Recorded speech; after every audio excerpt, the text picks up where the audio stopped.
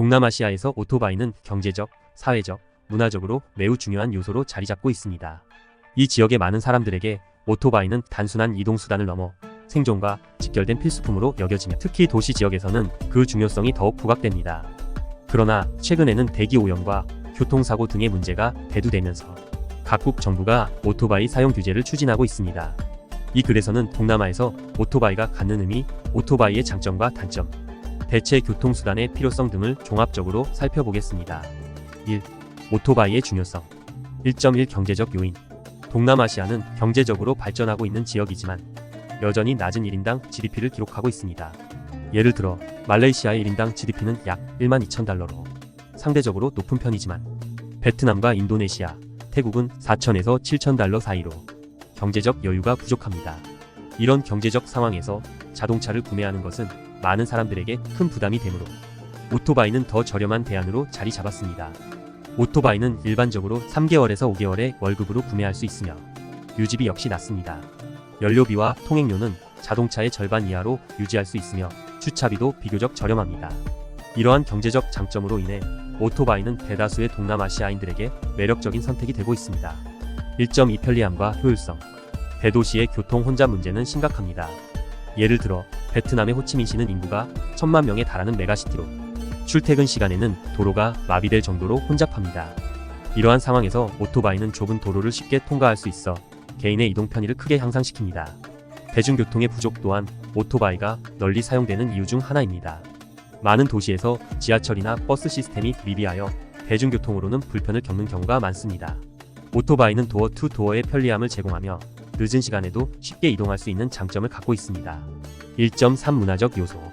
오토바이는 동남아시아 문화의 중요한 일부분으로 자리 잡고 있습니다. 사람들은 오토바이를 통해 가족과 친구를 만나고 직장에 출근하며 심지어 배달 서비스와 같은 경제 활동에도 활용합니다. 특히 음식 배달이나 물품 운송 서비스는 오토바이에 크게 의존하고 있으며 이는 지역 경제에도 긍정적인 영향을 미칩니다. 2. 오토바이의 단점. 2.1 대기 오염 문제. 동남아시아의 대도시들은 대기 오염이 심각한 문제로 대두되고 있습니다. 세계보건기구 WHO의 조사에 따르면 자카르타, 하노이, 호치민시는 대기질이 매우 나쁜 도시로 손꼽히고 있습니다. 대기 오염의 주범 중 하나로 오토바이가 지목되고 있으며 특히 노후된 오토바이에서 발생하는 유해 물질이 문제가 되고 있습니다. 베트남 정부는 2030년까지 대도시에서 오토바이 운행을 전면 중단하겠다는 방침을 세웠습니다. 하노이는 특히 오염 문제가 심각해 특정 구간에서 즉시 운행 제한을 시행할 계획입니다. 대기질이 나쁜 날에는 호흡기 질환과 같은 건강 문제가 증가하며 이는 주민들의 삶의 질에도 큰 영향을 미칩니다. 2.2 교통사고의 위험. 오토바이는 교통사고의 위험성 또한 높습니다. 태국에서는 매년 2만 명 이상이 오토바이 사고로 사망하고 있으며 베트남에서도 헬멧 착용 의무에도 불구하고 매년 많은 인명피해가 발생하고 있습니다. 인도네시아는 교통사고 사망률이 세계에서 두 번째로 높고 이 역시 오토바이 사용과 밀접한 관련이 있습니다. 교통사고로 인한 부상자와 사망자의 수는 정부가 오토바이 규제를 추진하는 주요 이유 중 하나입니다. 대중교통수단이 부족한 상황에서 오토바이의 사용은 계속해서 증가할 것으로 보이지만 이로 인해 발생하는 사고와 피해는 해결해야 할 심각한 문제입니다. 3. 대체 교통수단의 필요성. 각국 정부는 오토바이 규제를 추진하고 있지만 대체 교통수단이 마련되지 않으면 실질적인 대안이 될 수 없습니다. 대중교통 시스템이 미비한 상태에서 오토바이를 없애는 것은 국민의 반발을 초래할 수 있으며 이러한 반발은 역사적으로도 여러 차례 나타났습니다. 예를 들어 베트남의 대중교통 시스템은 여전히 발전 중이며 많은 도시에서 버스와 지하철 노선이 부족합니다. 이러한 상황에서 오토바이를 규제하는 것은 쉽지 않은 결정입니다. 따라서 대체 교통수단의 확충이 필수적입니다. 지하철과 같은 대중교통이 원활하게 운영된다면 오토바이에 대한 의존도를 줄일 수 있을 것입니다. 동남아시아 주요 국가들의 오토바이 사용 현황과 그에 따른 특징, 문제점 등을 자세히 살펴보겠습니다. 1. 베트남. 베트남은 세계에서 오토바이가 가장 많이 사용되는 나라 중 하나로 약 6,500만 대의 오토바이가 등록되어 있습니다. 인구 대비 오토바이 보유율은 세계 최고입니다. 특히 하노이와 호치민시는 오토바이가 주요 교통수단으로 자리 잡고 있습니다. 1.1 경제적 요인. 베트남의 경제는 급속히 성장하고 있지만 여전히 많은 사람들이 자동차를 구매할 여력이 없습니다. 오토바이는 상대적으로 저렴하고 유지비가 적게 들기 때문에 많은 사람들이 선택합니다. 특히 오토바이는 배달, 운송, 관광 등 다양한 분야에서 활용되며 이는 지역 경제에 큰 영향을 미칩니다. 1.2 대기 오염. 그러나 오토바이의 급증은 대기 오염 문제를 심화시켰습니다. 하노이는 세계에서 대기 오염이 심각한 도시 중 하나로 꼽히며 미세먼지 농도가 기준치를 초과하는 날이 많습니다. 정부는 2030년까지 주요 도시에 오토바이 운행을 금지할 계획을 세웠지만 대중교통 시스템이 미비한 상태에서 이러한 규제가 과연 실현 가능할지는 의문입니다. 1.3 교통사고. 베트남에서는 매년 수천 건의 오토바이 사고가 발생합니다. 헬멧 착용이 의무화되었음에도 불구하고 사고율이 높은 것은 주행 환경의 불안정성과 인식 부족 때문입니다. 이러한 문제는 지속적으로 사회적 이슈로 대두되고 있습니다. 2. 인도네시아. 인도네시아는 약 2억 7천만 명의 인구를 가진 나라로 오토바이 등록 대수는 1억 1천만 대에 달합니다. 자카르타와 같은 대도시는 오토바이가 필수적인 교통수단으로 자리 잡고 있습니다. 2.1 교통 체증 문제. 자카르타는 세계에서 가장 혼잡한 도시 중 하나로 평균 주행 속도가 시속 10km에도 미치지 않습니다. 이러한 상황에서 오토바이는 좁은 도로를 통해 빠르게 이동할 수 있는 장점이 있습니다. 그러나 이로 인해 교통사고의 위험성도 높아 매년 수천 명이 오토바이 사고로 사망합니다. 2.2 대기 오염. 대기 오염 문제도 심각합니다. 자카르타는 오염도가 매우 높은 도시로 정부는 노후 오토바이의 운행 제한을 추진하고 있습니다. 환경보호단체들은 오토바이가 대기 오염의 주요 원인 중 하나라고 경고하고 있으며 이로 인해 규제가 강화될 가능성이 높습니다. 2.3 경제적 영향.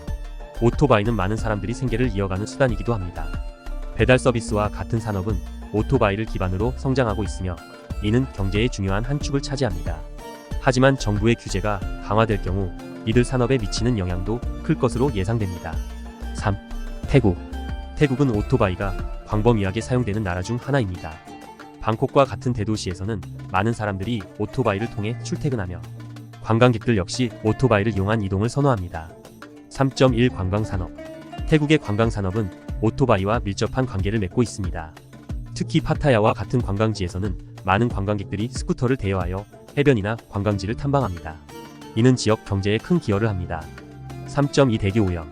태국은 대기 오염 문제에 직면해 있으며 방콕은 미세먼지 문제로 심각한 상황입니다.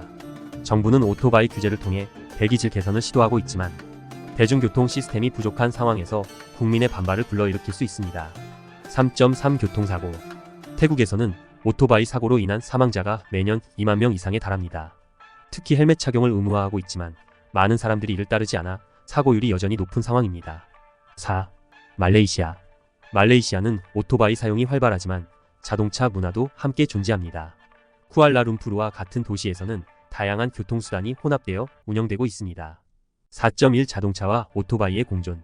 말레이시아에서는 상대적으로 높은 1인당 GDP 덕분에 자동차 보유율이 증가하고 있지만 여전히 오토바이가 주요 교통수단으로 사용되고 있습니다.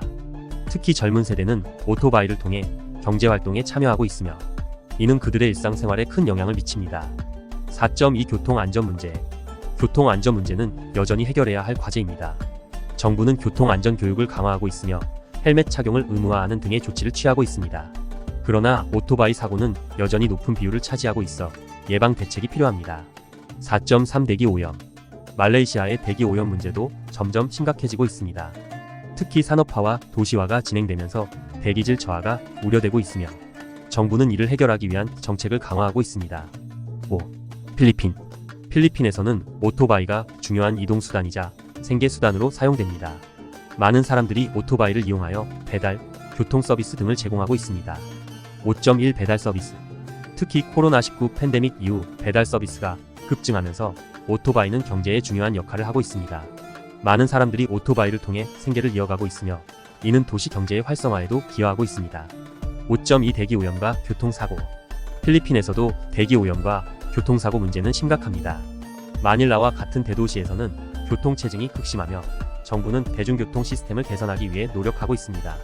그러나 오토바이의 규제와 대체 수단의 부족은 여전히 해결해야 할 과제입니다. 5.3 경제적 도전. 오토바이의 대중화로 인해 생긴 경제적 기회도 있지만 동시에 소득 불균형과 관련된 문제도 존재합니다. 많은 저소득층이 오토바이에 의존하고 있기 때문에 정부의 규제가 강화될 경우 이들에 대한 타격이 클 수 있습니다. 결론. 동남아시아 각국의 오토바이는 문화와 경제에 깊이 뿌리 내리고 있으며 이는 지역 사회의 중요한 부분을 차지합니다. 그러나 대기오염, 교통사고, 안전 문제 등 여러 도전 과제가 존재합니다. 각국 정부는 오토바이 사용을 규제하고 대중교통 시스템을 개선하는 방향으로 나아가고 있지만 이 과정에서 국민의 반발과 사회적 문제를 해결해야 하는 어려움이 따릅니다. 이런 복합적인 문제를 해결하기 위해서는 각국이 교통체계의 전반적인 개선과 대체, 교통수단의 발전에 힘써야 합니다. 오토바이의 편리함과 효율성을 유지하면서도 대기, 오염과 교통사고 문제를 해결할 수 있는 방안을 찾아야 할 시점에 있습니다.